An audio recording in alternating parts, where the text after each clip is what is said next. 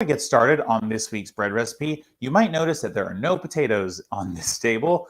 Unfortunately, although we were supposed to make potato rolls this week, my potatoes went bad. So I have another recipe for you, an excellent recipe featuring avocado. This will be a vegan avocado recipe. Now, I did not have vegan butter. I didn't have margarine, so I'm actually substituting with spreadable butter. But if you want to use vegan butter, you can make this entirely vegan. For me, it is the only ingredient in the whole plate here that is actually not vegan. Everything else is going to follow the vegan standard.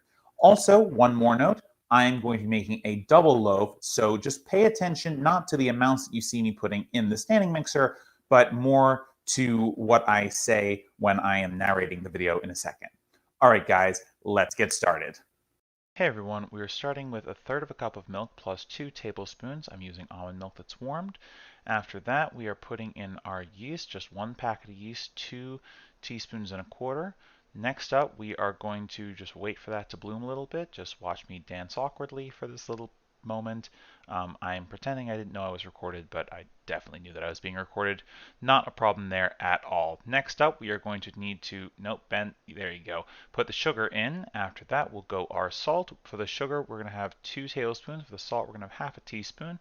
After that, we are going to put in our avocado. We have 2 whole avocados, or about a cup of avocado. You want to keep it nice and green, so make sure to put some lemon juice on there to keep it nice. Next, we are putting in 1 cup of flour to get it started, and we're going to just mix that a little bit with our standing mixer. While we wait for that, we are going to just kind of watch as it goes round and round and makes a nice green dough. However, once we get through that, we are going to put in the rest of our flour. So there you go, it's a nice green dough. We're going to put in the rest of our flour now, and I spilled it all over the floor. Okay, well, that's embarrassing.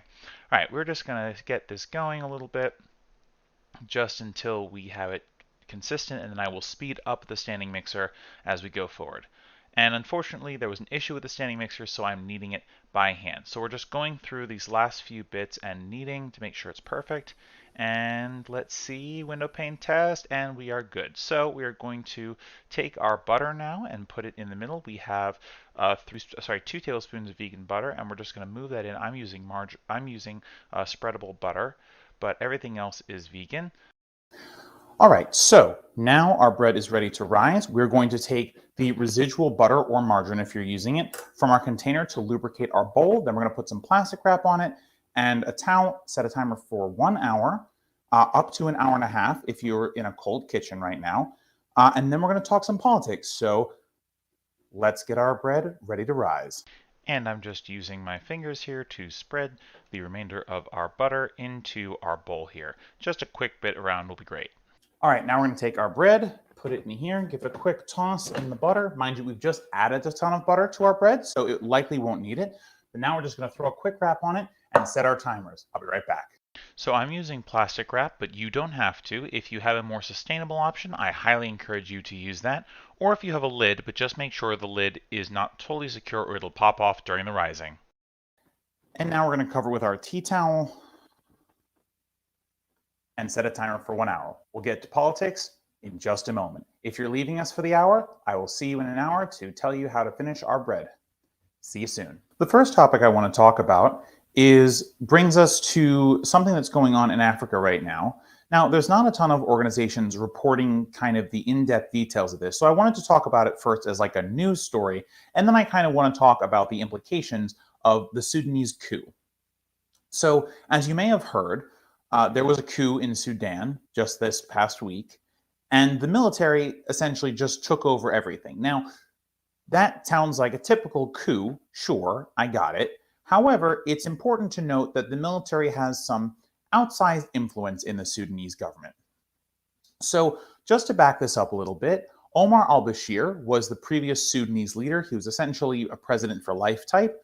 He was tackled not physically tackled, but he was toppled, not too long ago as part of massive uprising and protests that took place in Sudan. So he stepped down, and the resultant government, called the Sovereign Council, was essentially made up of both military and civil components. Now, these civil components were a variety of political parties that represented a variety of national and ethnic interests, and the military was representing themselves. However, in Sudan, the military is not just merely an arm of the state, as it is in most countries with a civilian oversight. The military in Sudan actually owns a significant portion of the Sudanese economy all by itself. It raises revenue, runs businesses, and operates entirely on its own, more or less without any civilian oversight whatsoever. Now, this is incredibly problematic if you are hoping for a government to sustain itself as a democracy, if the military essentially has the power and resources to fund itself all by itself without need or regard for any civil society whatsoever, right? And in this power sharing agreement, by the way, that became the Sovereign Council, the military served as the head of state. So already we're looking at a situation where the military has an outsized role. So recently there are a bunch of protests in Sudan about between supporters of the military, supporters of the former dictator, and supporters of the new government. So there's been lots of unrest going on there about disagreements about how the government should move forward. Now, the government's purpose, the interim government's purpose, this sovereign council, was to move Sudan in a position so that elections could be held in 2023. But meanwhile, essentially, this coalition government would just run things until then. Now, allegedly, and according to the military, they had people protesting in favor of their return, and that is the reason for their coup. That isn't entirely the whole story. I do just want to back up just 1 second. There was a coup attempt a couple weeks ago by supporters of the former dictator who were in the military. So, as you can see, there's kind of lots of power struggle going on here, and the Sudanese people in general aren't really being consulted. A lot of this is happening inside the military, who, as head of state, effectively runs the country anyway, with the Sovereign Council pushing back, but also more or less, allowing the government to go forward. And essentially, the only purpose of this government was to get through to the elections, where, in theory, the Sudanese people would choose who they wanted to represent them, and we would move on to style civil democracy without the influence of the military. One of the other reasons that the military took over, although they deny this, is there was a massacre in Sudan during the protests. Essentially, I think it was June 19, there was a massacre in Sudan. So the military essentially didn't like who was protesting and mowed down a bunch of people. And one of the new goals of this civilian sovereign council was to investigate and prosecute that crime, the crime against humanity of murdering protesters because you don't like what they're saying, right? And we can all agree that this is a crime against humanity, and most certainly a war crime. So there was going to be real accountability in the civil portion of there was going to be real accountability on the military by the civilian government, or essentially whatever parts of the civilian government were allowed to function. However, the military, they don't like it, right? They don't want to be held accountable by the Sudanese government. So, because of this, and supposedly because of the tensions that were rising, again, they claim that there was unrest and there was stagnation within the civil government, so they had to take over because they could do it better. And they've now said that they're going to assign technocrats to the bureaucracies and essentially get the country going again as if everything is fine. However, the Sudanese people are pushing back. So as of this taping, the military is still in charge, but there are protests in Sudan. And these protests include a number of things. One, individuals are blocking off roads in their streets and neighborhoods to stop traffic from going, to slow down the economy. There's essentially a general strike, although I'm not sure that they're as organized as a general strike would need to be. But essentially, large groups of society have just chosen not to work. Stores are closed, and it has been very difficult for commerce. And essentially, the economy is more or less grinding to a halt. There's nothing really going on in the Sudanese economy right now. So the people of Sudan are pushing back. It's not that they are trying really, it's not like they're okay with the coup. I mean, there have been huge amounts of protests all over the country. And the military is very much on the defensive, not in a military way, but in kind of a governance way. Not only are there protests at home, but the World Bank has shut down the lending to Sudan. I believe the African League of Nations, I think it's called. Forgive me if I got that wrong. There's a bunch of Pan-African organizations. I'm just forgetting which one did this, but essentially they have also condemned Sudan. So there's a lot of international pressure on Sudan. So the reason I'm bringing this story up, as other than I think it hasn't been talked about a lot, and it's a really important story for us generally, those of us who are in favor of democracy generally, to see. And it's also very a story that kind of has a hopeful ending. Well, a hopeful now, because people are pushing back, and it appears that the military is on the defensive here. Now, quick caveat, of course, if brutal military regimes gonna brutal military regime, it's entirely possible that they lash out against the protesters or use brute force to attempt to essentially try and coerce the economy back to where it should have been. But that's not always entirely the case. So it's important for us to think about what this can mean. So I want to talk a little bit about how this coup demonstrates that democracies in general are fragile.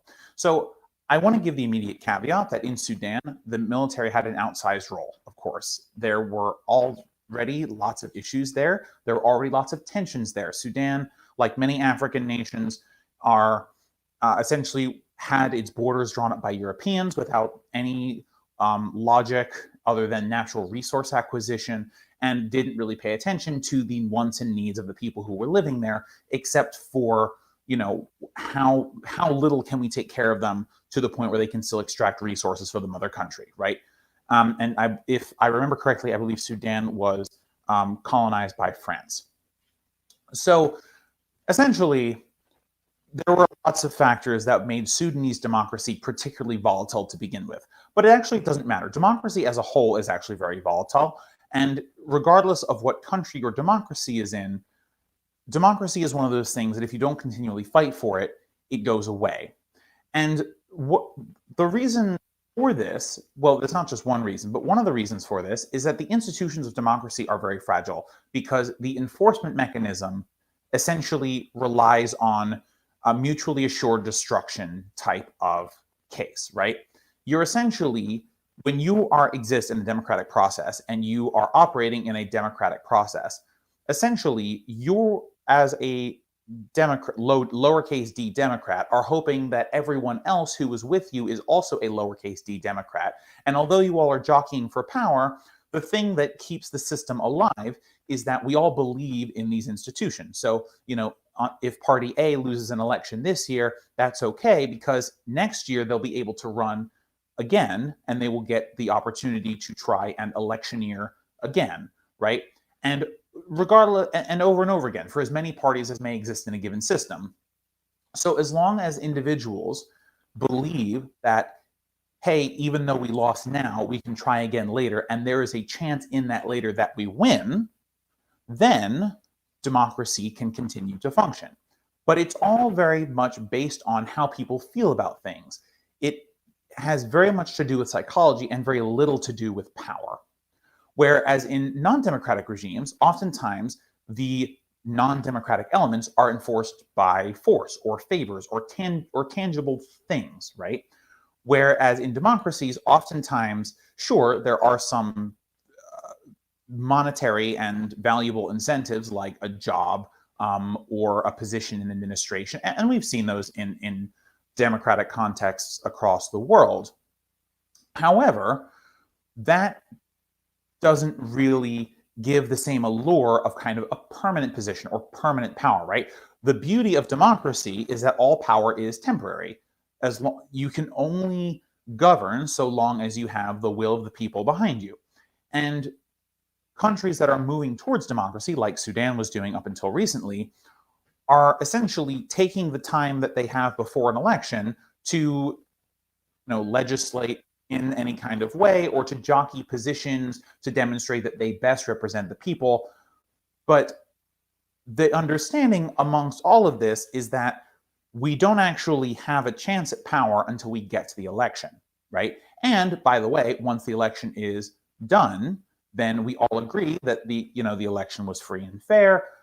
We were all able to monitor it. It's fine. And hey, shucks, we lost, but we can try again next time. One of the reasons, again, that democracy is so fragile is because any little chink in the armor can actually cause a significant amount of doubt in democracy. And as soon as doubt starts to build in democracy, it tends to snowball. Not just because people have less information and misinformation, information can spread very quickly, but also because even before information could spread quickly, you only have to introduce a few doubts into a democratic system for that system to start to fail. Or it doesn't even have to be doubts about the system itself. It can also be a result of capitalism doing what capitalism does, which is commodifying everything, right? If elections or democracy becomes commodified, which is to say that large private interests like corporations or billionaires can essentially buy the loyalty of politicians or people in power or agencies or what have you, then there doesn't actually need to be explicit doubt about the efficacy of the system. There is implicit doubt in the system because the system ceases to work for the people who do the electing, which is the electorate. And by the way, when this happens, essentially what happens on the flip side is the people who are doing the electing realize that no matter how they vote, there is not going to be substantive change to their life, right? Because the thing is, if you vote and you win, if you vote and the party that you are voting for, the person you're voting for wins, you then expect them to use their office to pass some sort of thing which will be good for you, or that you perceive as being good for you because you voted them in for that purpose, right? To fulfill campaign promises. Now, if lots of Democratic leaders, again, lower D Democrat, do not give the people who are voting for them a reason to vote for them, then one of two things can happen. One, they lose that constituency and they find another party to vote for. And in multi-party parliamentary systems, this is not a particularly problematic thing because oftentimes there are plenty of parties for them to align themselves with. And essentially what happens is they say, hey, Party A no longer represents me. I'm going to go for Party B, who is similar to Party A, but I think will do what I want them to do, right? And this part is actually a fairly normal part of democratic electoralism, which is that parties jockey around positions and things in order to get the most votes and to prove that the other guys who might be similar, or gal, who might be similar to them, will not do the thing that they say that they can do better, right? So this type of jockeying is fairly normal. The second thing that can happen that is much more problematic for democratic systems in general, and this is especially common in dualistic electoral systems or first past the post systems or any electoral system with a president, where there are only two viable parties. Essentially, what happens is the person says, well, I can't vote for the other party because I'm diametrically opposed to them. So there's nowhere for me to go. So the place I go is to not go, right?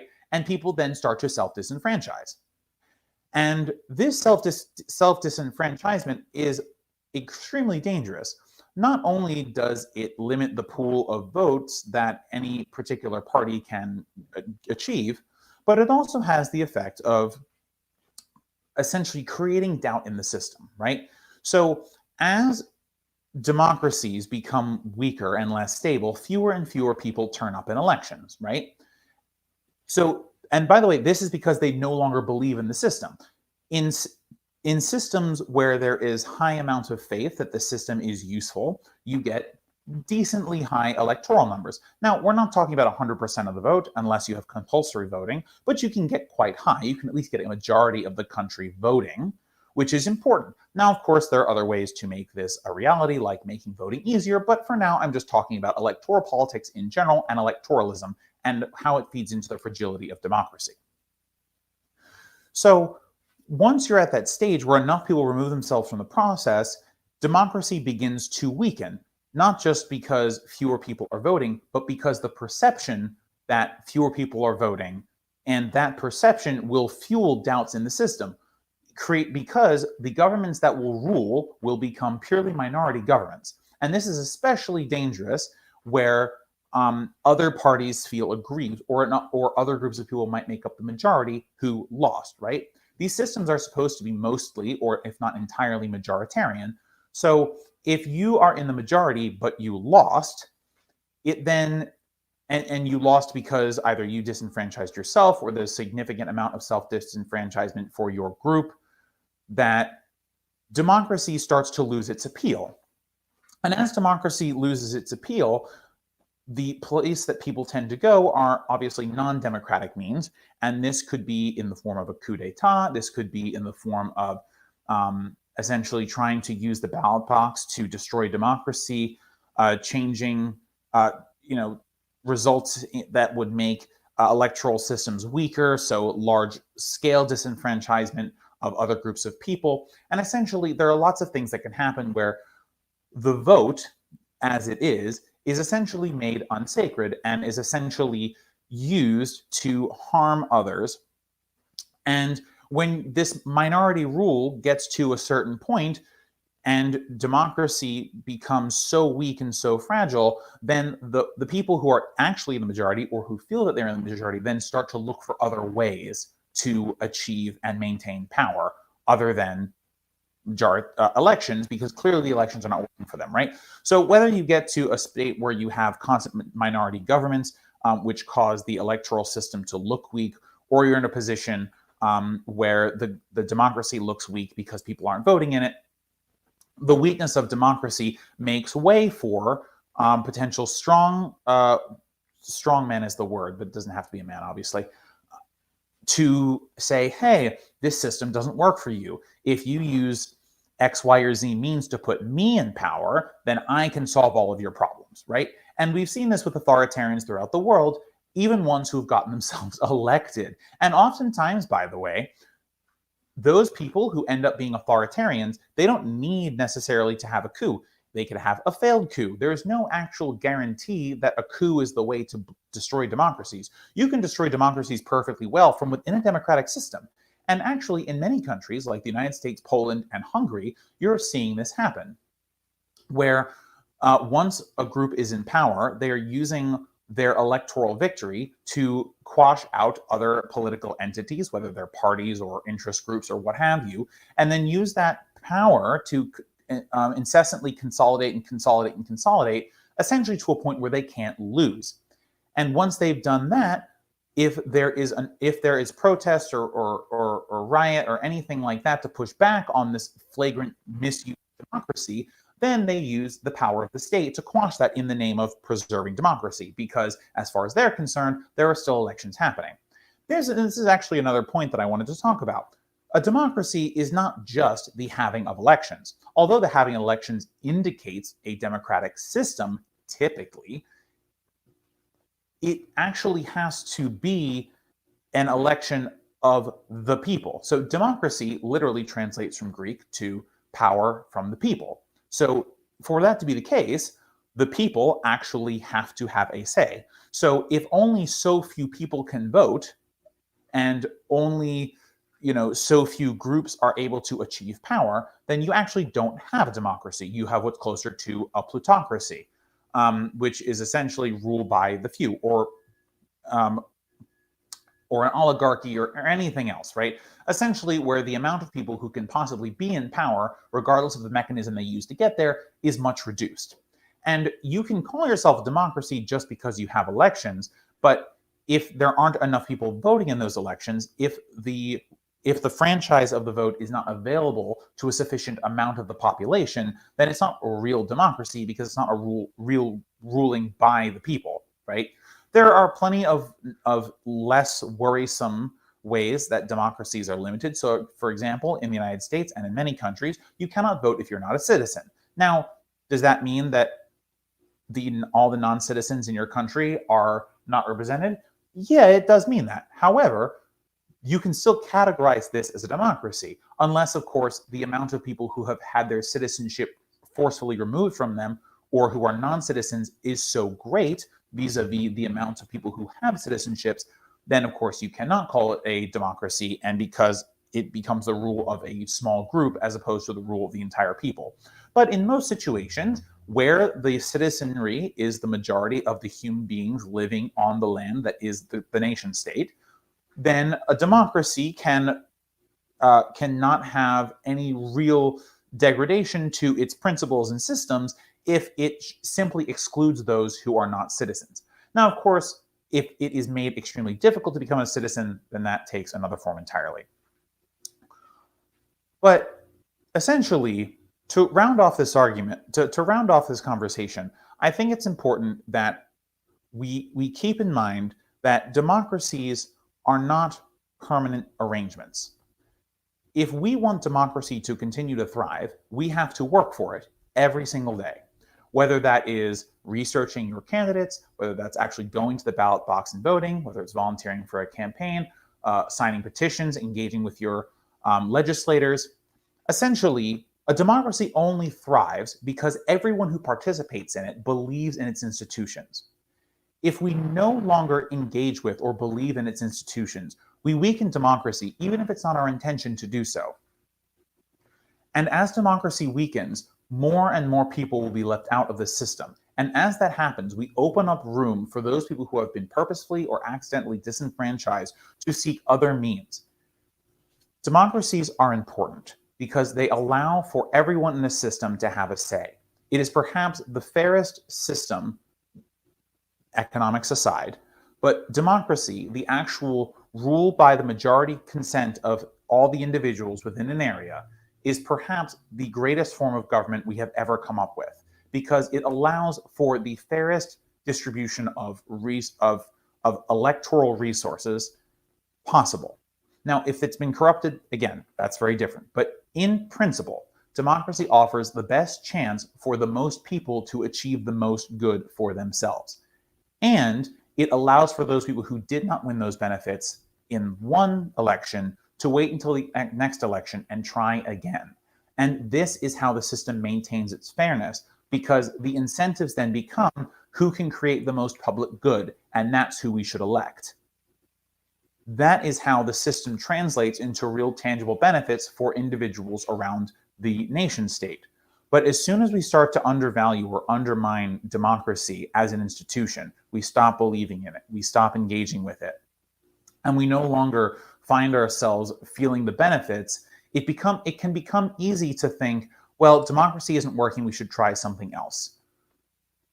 The first thing that we should do is to try and repair democracy first. Not only because democracy is a good system on its own, but also because if you move to an authoritarian space, you don't know that you will be the group that ends up in the majority of that becomes the authoritarian majority. Regardless of what the pro-military protesters in Sudan thought that they would get by having the Sudanese military take over the country, it is entirely possible that they are not going to get it, because the military, now that it's in charge of the country, is going to do whatever it can to maintain legitimacy in any way it sees fit. It is not going to pay attention to the needs of the individuals because it doesn't care about elections. It cares about itself. The reason for the coup, despite the denials of the Sudanese military, are that they are going to be held accountable by a civil administration. A government like that will never, ever allow a civil administration to actually end up in power there. So I feel bad for those people who thought the military coup would help them. I genuinely do. I'm not just saying that to be a jerk, but they were wrong. And it's time now for the Sudanese especially, but for all people in all democratic nations, to continue to fight, to double down on the fight for democracy. Not because it's a perfect system, but because, in the words of Churchill, it's the least worst system that we've ever tried.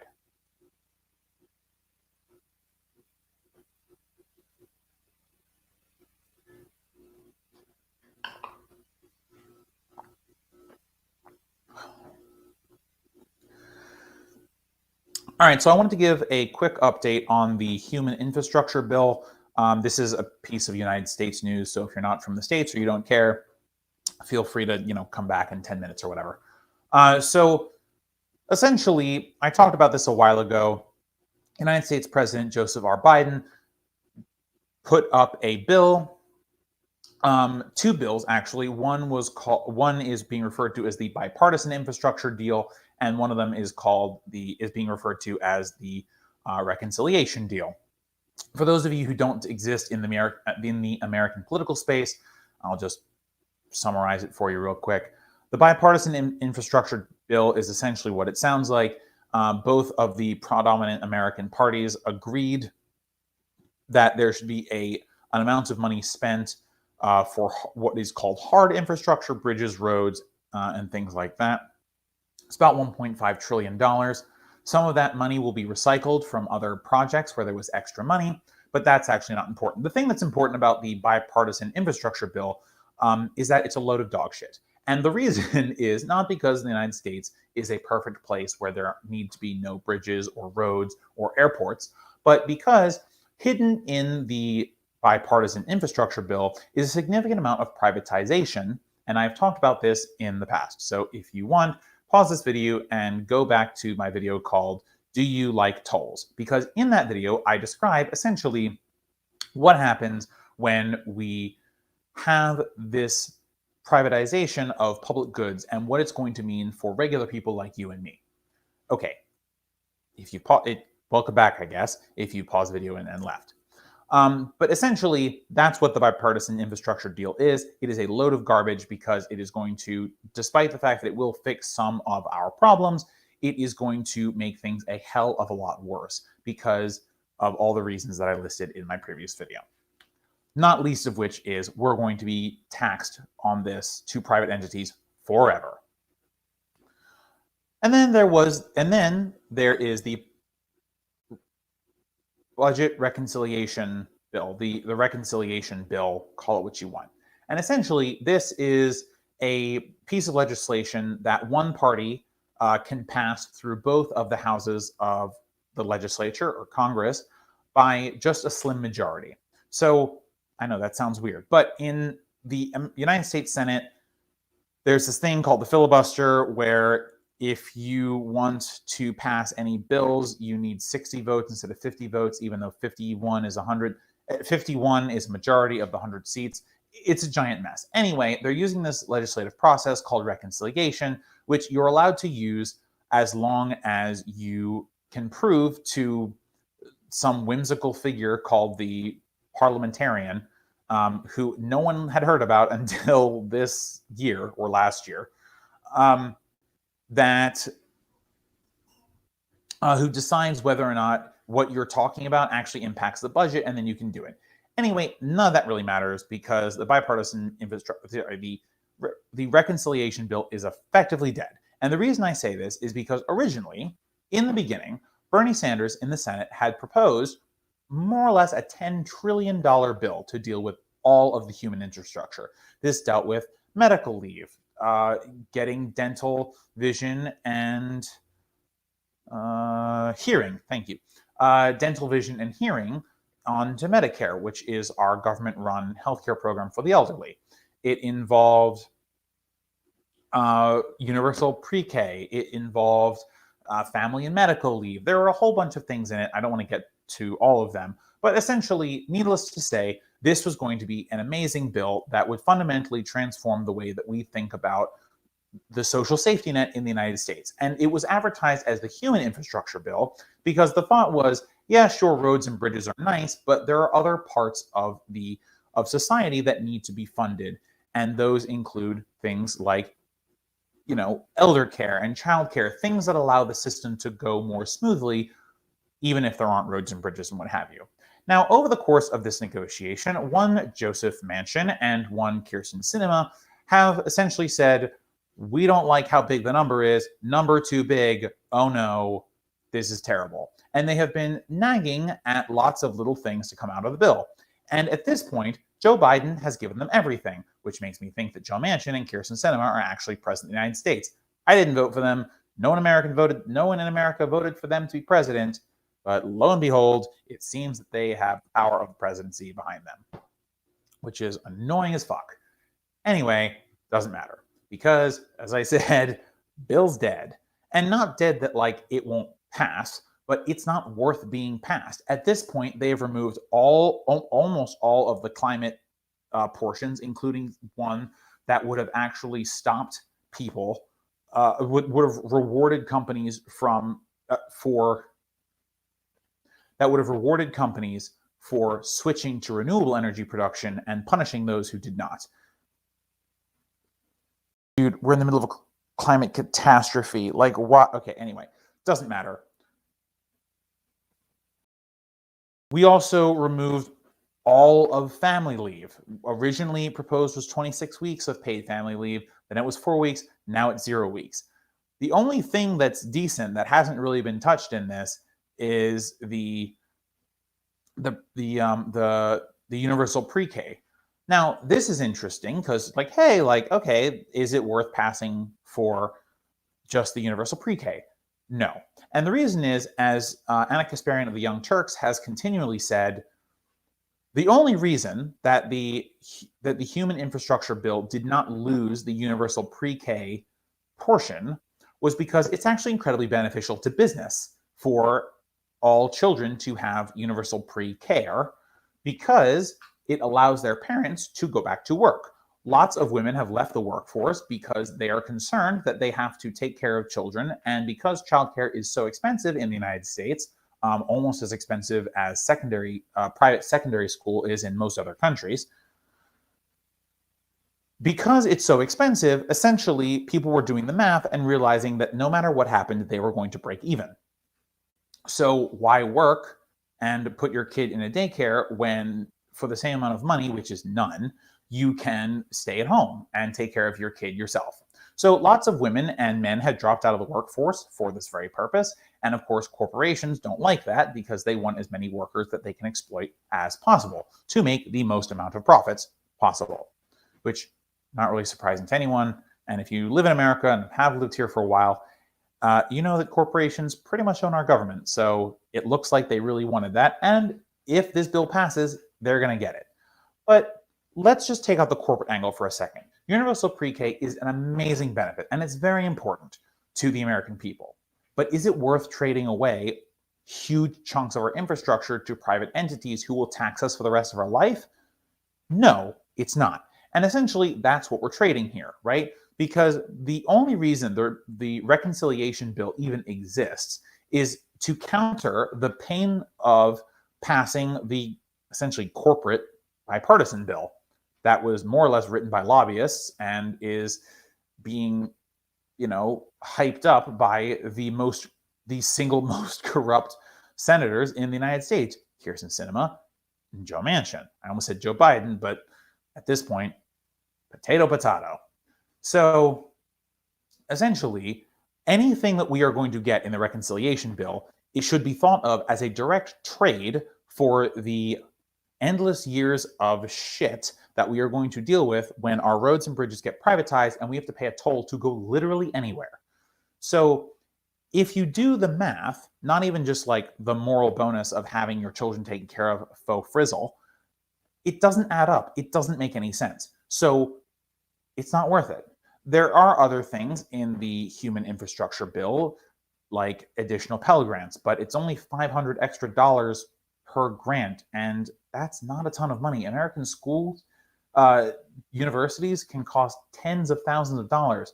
$500 is bupkis. It's just not worth it. Almost all the climate provisions are gone, et cetera, et cetera, et cetera. It's not enough. So because of that, it's not worth voting for. And because it's not worth voting for, I think it's effectively dead. Will it still pass? Jesus, God, I hope not.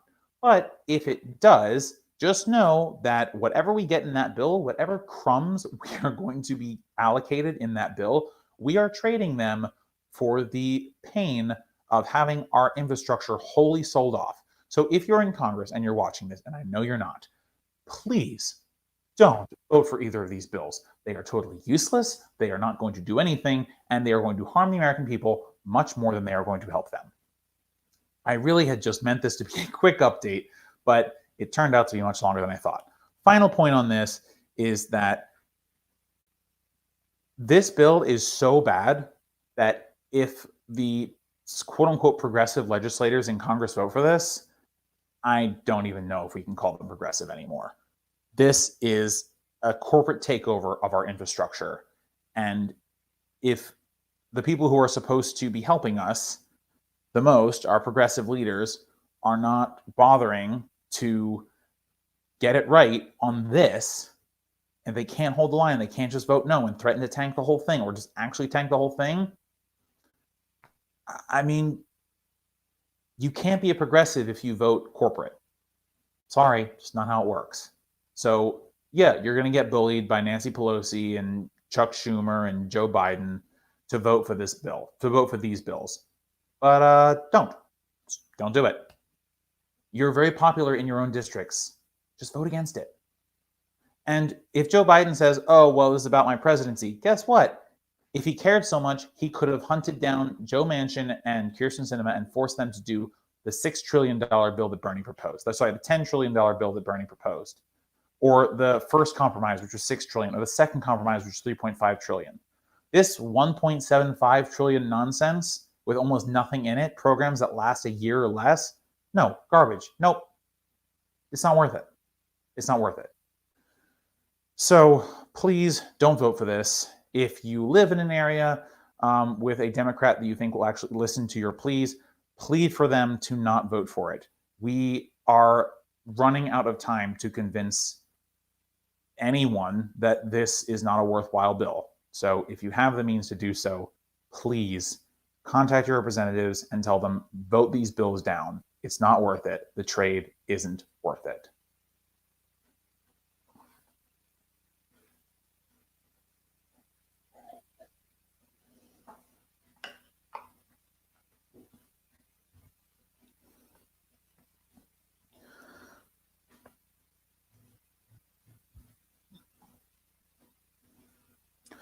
So there was an issue that has kind of come up in the last year in American democracy, but also like in other democracies. And I'm kind of on a kick for, democracy dying. So let's hit another one of those. So let's talk about political polarization and violence. So let's start with political polarization. So first of all, what is political polarization? Effectively, political polarization is when a party or a political leader or some other group or individual who has some involvement in politics, uses their influence to create a particularly fractious division. Think of this as being something that might divide individuals over their core beliefs, an opinion that is not likely to be changed. One of these might be like a religious belief, for example. Oftentimes, religious beliefs are great things to use. Culture war issues are also kind of good for this. And essentially, as you find these niche issues as a politically savvy individual, you can use them to gain power across a wide base of individuals, provided the opinion is popular enough. So if you are staking out your claim with a position that is fairly popular or that a significant voting bloc will vote for, regardless of their other interests, by the way, culture war issues, right? A lot of these things, then you can essentially leverage that for your political game. But it's not really just enough to do that once or twice, because eventually, if they elect you enough times, then they might get concerned when you don't actually solve the problem that you claim is such a big deal, right? So if you claim the government is infringing on your, religious right to, make something up, and you get enough people to vote you into office, and then you can't change it, or you don't change it because you actually don't care about it, you just use it as a stepping stool to power, then the people who you polarized may start, or radicalized, may start to depolarize or de-radicalize, because you can't keep them whipped up in a fervor anymore. And by the way, this strategy typically comes up when you don't have anything substantive to offer, or you can't offer anything substantive to the individuals, either because things are too good, or because things are too bad, or because you're corrupt, or bought out, or sold out, or whatever. So as you continue down this road, you have to find other of these niche issues to grab onto with hopefully similar bases in the political electorate.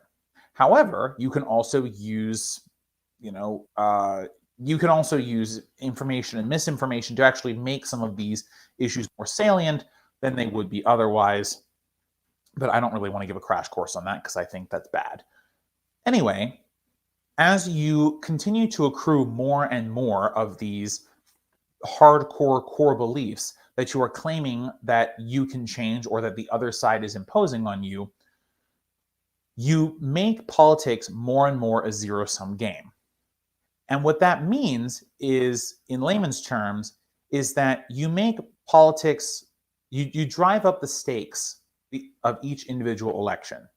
So if you believe, honestly and truly, that something that you value in your core and that you and lots of people value in your core is going to be either taken away from you or the opposite version is going to be imposed on you if you lose an election, then if you lose the election, you might think that, well, democracy is actually not the answer.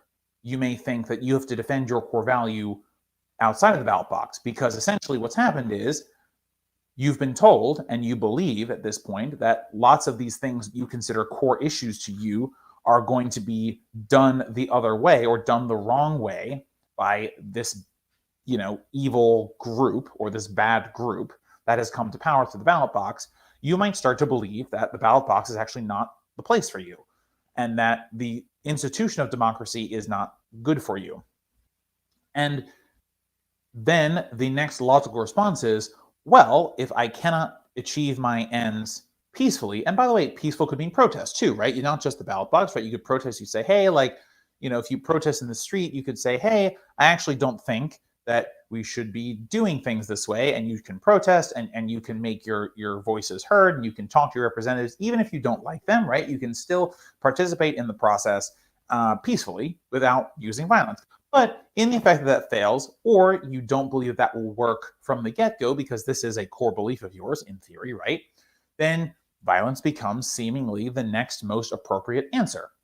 And political polarization doesn't always have to lead to violence, especially if the polarization can be resolved or if there can be some other situation that comes about where people can be depolarized. However, in the event that polarization goes on for a long enough period of time, or enough issues are stacked into the polarization such that individuals are confident that they cannot get back whatever it is they're losing at the ballot box, then violence becomes inevitable. Because people essentially, remember, politics is important to our lives, not just because it has the opportunity to shape the way that we live and do things, but because oftentimes that's the only way that major amounts of things in society can be changed, right? And many people's only interaction with national life is through their participation in government, right? And that's not surprising. Oftentimes that's the way it's set up to be.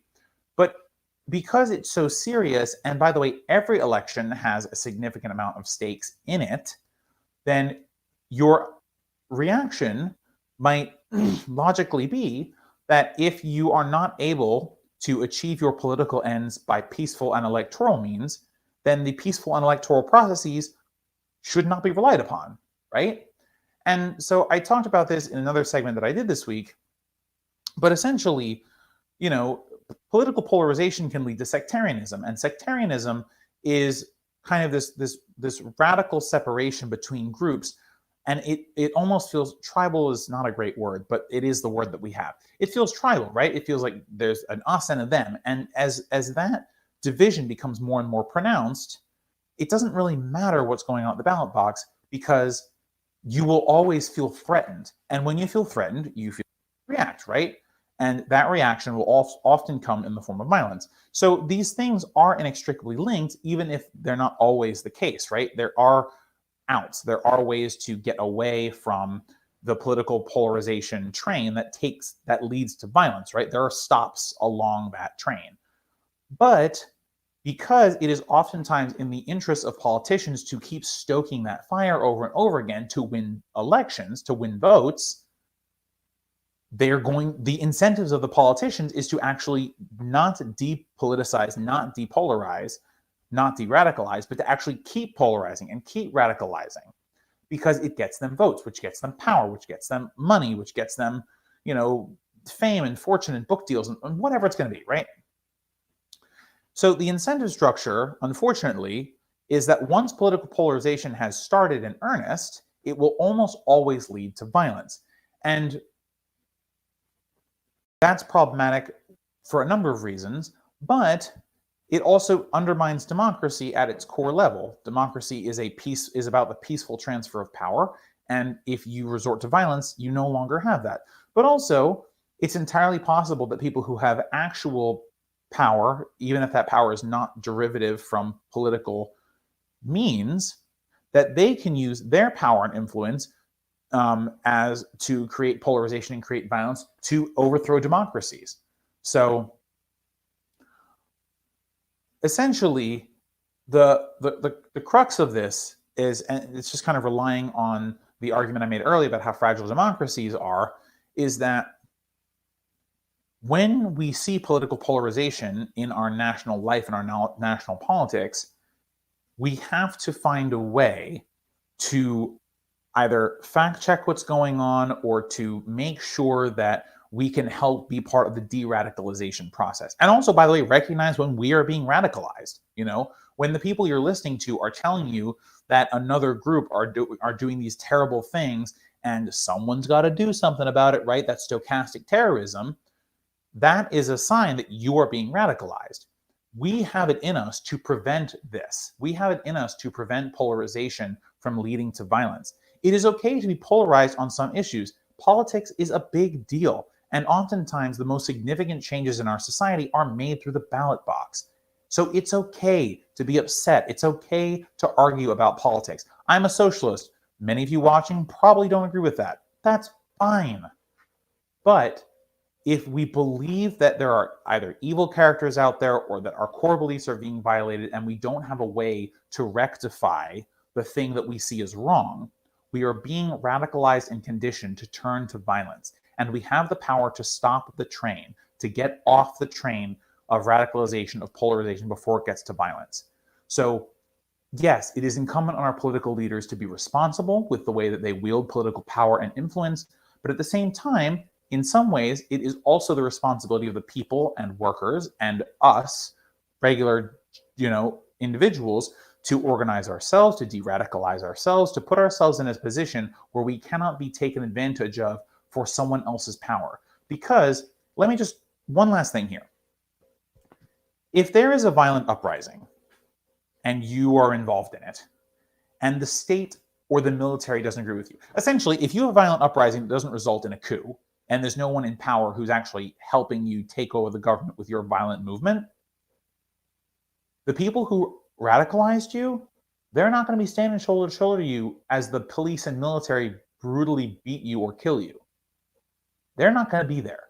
They're going to be in their ivory towers, in their mansions, in their places of power, because they used you. You were a sucker. And you believed things that weren't true or were exaggerated. And it's never going to be the case that the people who are radicalizing you are going to actually be doing the fighting with you. They'll benefit if you win, don't get me wrong. And you might even benefit if you win, but it's much less likely.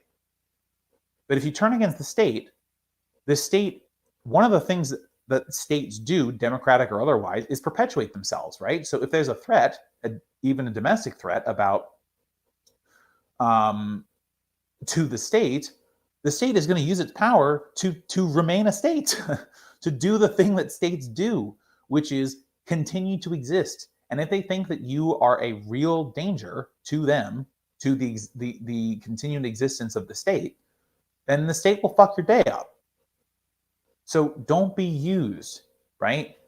Make sure to de-radicalize, depoliticize. Don't demobilize, because mobilization is how we enact change through our legislative process, through our representative process. So never demobilize, but de-radicalize, depolarize.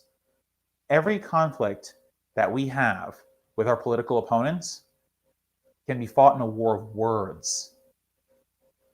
Even if we don't convince them, we can still use words and positive actions and peaceful actions to show our political desires.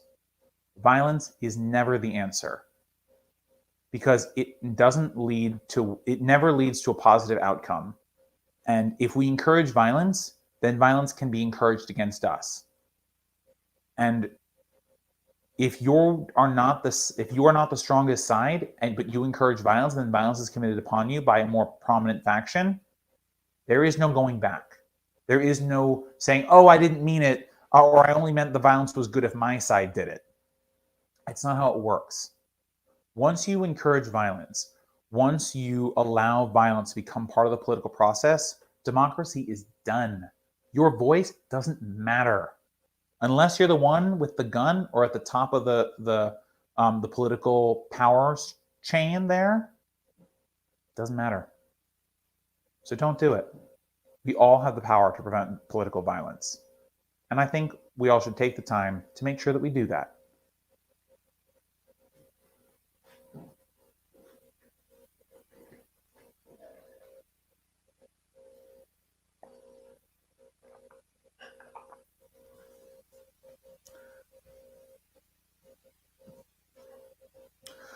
So I wanted to spend the last couple of minutes that we have together here to discuss an issue that I think is important and that no one's really spending a lot of time talking about. So this may not just exist in the United States. It probably doesn't. But the term that we have for this thing that I'm about to refer to is food deserts and bank deserts. So what is a food desert and what is a bank desert? Let's start with food deserts. So food deserts are areas of are population centers or areas where there is not a variety of different types of grocery stores or food providers or vendors. This doesn't have to just be grocery stores, right? It can be butchers, fishmongers, bakeries, patisseries. It can be food delivery services. It can be franchise restaurants. It can be any number of things, right, where food is distributed, usually fresh food, right? Or there can be lots of different food stores around, but none of them have fresh food, right? It's all fried food or packaged food. So a food desert, think of a food desert as a large area or an area that affects a lot of people where it is difficult or impossible to find high quality fresh food, okay? Or where there is no competition for fresh food distribution and the prices can be artificially inflated. Okay. And what is a bank desert? So a bank desert is very similar to a food desert, but for reputable financial institutions. Now, when I say reputable financial institutions, I mean organizations who are not using fraudulent means to extract your wealth. And I don't mean your employer. I do mean like payday lenders, right? So bank deserts are essentially similar to food deserts, but instead of fresh food, there is no competition for or a lack of banking institutions. Now, what's interesting about this is that oftentimes these occur in very poor areas because the thought is, and by the way, this is a fairly rational thought for a capitalist society, which is if there aren't a lot of people with a lot of money in this area, then I, as an owner of a fresh food distributor or an owner of a bank, should not place a branch there because we will not make a ton of money because the people in the area will not be able to spend a lot of money at our institution, which, if you're a capitalist, is a fair thought. As a socialist, I think it's wrong, but it is in line with capitalist principles. So what do you do when this is the case? So actually, there are solutions. In the United States anyway, for a long time, I think it was up until the 60s, the United States Postal Service also did some banking as a side hustle. It cashed checks, you could take out small loans, and essentially the government used the fact that every zip code, every postal code for you Europeans, has a post office in it, essentially meant that every postal code had a bank in it, or at least a bank where you could have some small amount of banking done. And you weren't going to predatory payday lenders or check cashers to, cash your paychecks. The government could do this again. It is not without the realm of possibility. And actually, you could throw more services on it too. You could have checking and savings accounts. You could do debit cards. Honestly, the fact that we have bank deserts in this country is one of the realest, crimes against the people of America that the government commits on a regular basis, because we don't have to live in a society where there are only banks for the few. Everyone could have banking. And by the way, it's not like banking is some luxury. Everyone needs to bank, especially in a more digital economy, because the ones and zeros on the screen, oftentimes that's like the banks deal with all of that, right? And if you throw in the postal service into the banking mix, they can help with that. Nothing is done by check or cash anymore, right? Everyone has cards and things, but in order to have a card, you have to have an account. And if you don't have a bank near you, or a bank doesn't want to offer you a line of credit or a debit card because you have so little money, then you're going to be excluded from the economy in general. But that can be fixed, right? The government can actually create an institution, well, not even create an institution, use an already existing institution to create that kind of parity between areas with banks and areas without banks. And by the way, because the government could offer these services for essentially free or very inexpensively, it would also help people who live in well-banked areas, because essentially you would have the option to compete with the largest bank in the country, which would be the federal government. And services would have to be, the competition that would be introduced there would cause prices to go down and service quality to increase, because the private banks, privately owned banks, would essentially want you as a customer to do the balancing act between the federal bank as the post office and the private bank, and say, hey, the private bank is actually going to do better for me in the long run, or I'm going to get better rates, or what have you. And so the actual quality of banking in this country for regular people would increase. So this would be an excellent thing to do. I think the federal government should do it. Now, moving back to food deserts. Well, how's the federal government going to fix the problem of food deserts? Well, this is a little bit more complicated. Because the federal government does not already have a large-scale institution that distributes food, it would be a little bit more complicated to do that. However, the federal government also, other than the post office, has Social Security offices and other places where people receive their federal benefits. What if the federal government just allocated more money to those benefits and opened up those programs so people had more money to spend on more types of things? That's one option, right? And then you would hope that through the competition and desire for profits of capitalism, food distributors and groceries would come into neighborhoods because they'd see it as a profitable venture to have groceries in more places and to compete with other groceries, because people would have more money to spend. That's one option. Or another option, and you could do this, and this would have widespread effects throughout the American economy. You could have the United States Food and Drug Administration set up a chain of grocery stores that essentially operates in this similar way to the Postal Service does, which is to say that there's one in pretty much every postal code, and you can buy American produce, American-made produce, and sell it for at cost, right? The government doesn't have to make any profit off it, or even if they do make profit, like a teeny, teeny, tiny bit to help fund the program.